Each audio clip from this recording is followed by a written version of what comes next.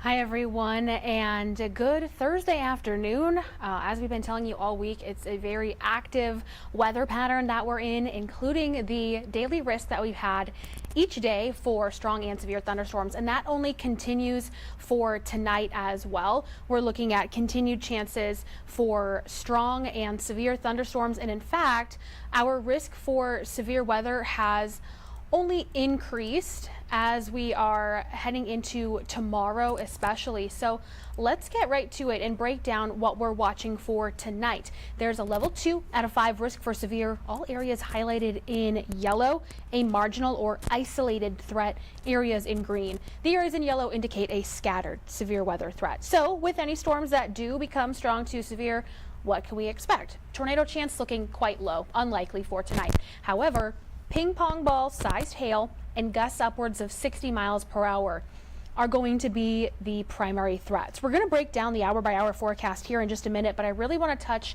on tomorrow. The Storm Prediction Center has further increased our risk for severe thunderstorms.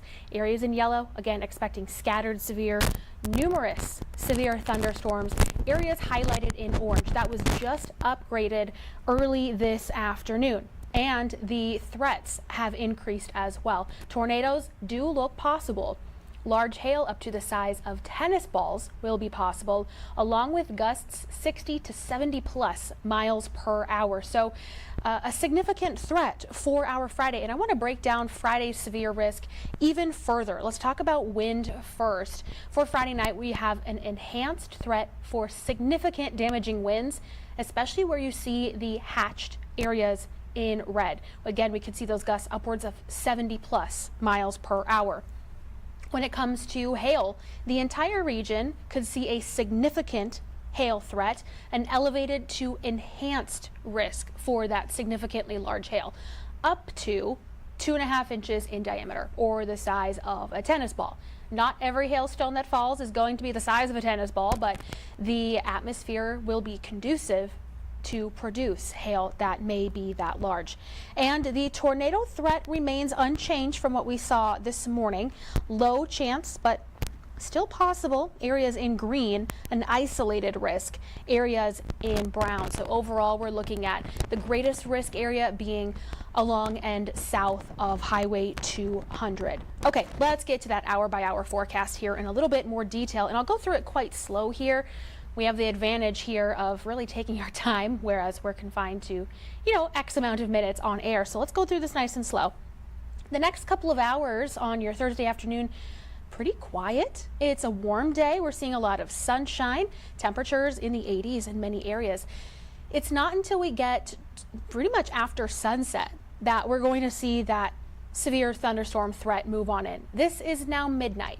You see that scattered chance for severe thunderstorms right on into the early overnight hours. We'll step it through hour by hour, 1 a.m., 2 a.m., 3 a.m., and close to 4 a.m. Storms could still be cruising on through Lakes Country. So make sure to catch the valley today, tomorrow morning. Meteorologist Lisa Green is up bright and early on the air by 4:30 in the morning, and she'll likely be covering these storms. And of course, we will be in here as well, providing cut-ins on air, updates on social media as needed through the overnight hours.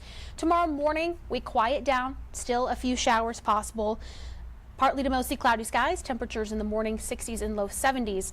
Now, most of Friday looks quiet when it comes to the severe weather risk. However, that chance increases again late. So both tonight and tomorrow night, we're looking at overnight severe storms. Here we are, just after midnight tomorrow night into early Saturday morning. We could see, again, widely scattered to numerous severe thunderstorms. And that continues on into the early morning hours of Saturday. So what can you do to prepare, especially since these are likely going to be overnight storms? Before you head to bed, or maybe even this afternoon when it's still nice outside, secure your outdoor furniture. Way down the trampoline, bring in the garbage bins, the cushions on your deck. Maybe you want to bring those in too, or else they might end up down the road. Park your car in the garage if you're able to, especially with that significantly large hail threat. Bring in any potted plants, maybe cover up the garden plants if you're able to. With the overnight severe threat, make sure your phone is charged before you head to bed, just in case you lose power. And make sure you have the Valley News Live weather app downloaded and on your phone, and notifications turned on as well.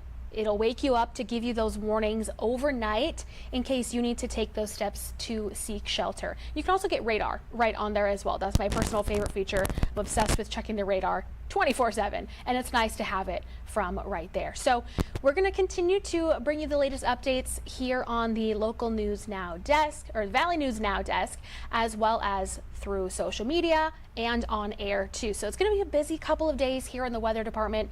We just want to make sure that you are prepared as best as you can be. So with that, I'm going to get ready for our shows this evening.